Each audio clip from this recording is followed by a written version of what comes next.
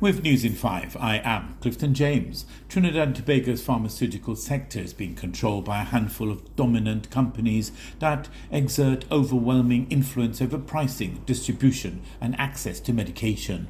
This is according to President of the Private Pharmacy Retail Business Association, PPRBA, Glenwyn Suchit. Suchit was speaking during a Public Administration and Appropriations Committee hearing at the Red House yesterday, chaired by House Speaker Jagdeo Singh.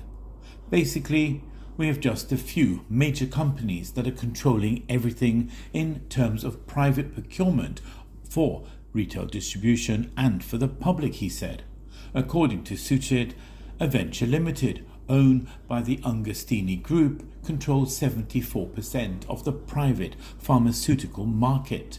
He further stated that Aventa, 34%, and Bryden PI, 50% collectively dominate half of the public procurement tender market.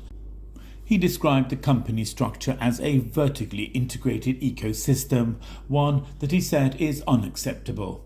Suchit said Aventa owns Superfarm and P-Farm retail chains, giving it control from distribution to retail. Cuba announced Tuesday night that its citizens will be offered full internet access for mobile phones beginning this week, becoming one of the last nations to offer such service. Mayra Avich, president of the Cuban state telecom monopoly ETEXA, went on national television to say Cubans can begin contracting 3G service for the first time Thursday. Until now, Cubans have had access only to state-run email accounts on their phone. The Cuban government has been building a 3G network in cities across the island, and some tourists, Cuban government officials and foreign business people have had access to it for several years. The communist-governed island has one of the world's lowest rate of internet use, but that has been expanding rapidly since Presidents Barack Obama and Raul Castro declared Dente in 2014. Expansion has not slowed with President Donald Trump's partial rollback of relations.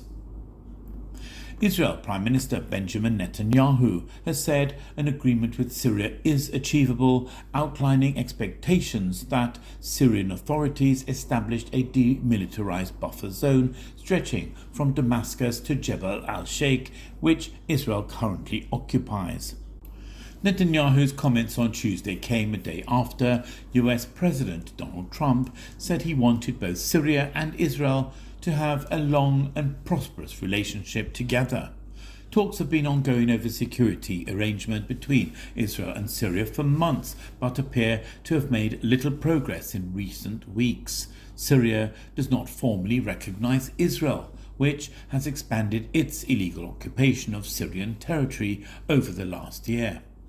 Israel captured the Golan Heights from Syria in the 1967 war and later illegally annexed the area, a move recognized by the United States but rejected by most of the international community. Nigeria has granted asylum to Guinea-Bissau's presidential candidate Fernando Diaz da Costa just days after a coup prevented the results of the recent election being announced. The 47-year-old who ran as candidate for the Party for Social Renewal was under special protection at the Nigerian embassy following threats made against him, Nigeria's foreign minister said. Diaz was the main challenger to Umaru Sissoco Embalo, who was seeking a second term as president and has left the country following the military takeover. You're up to date with News in 5. I am Clifton James.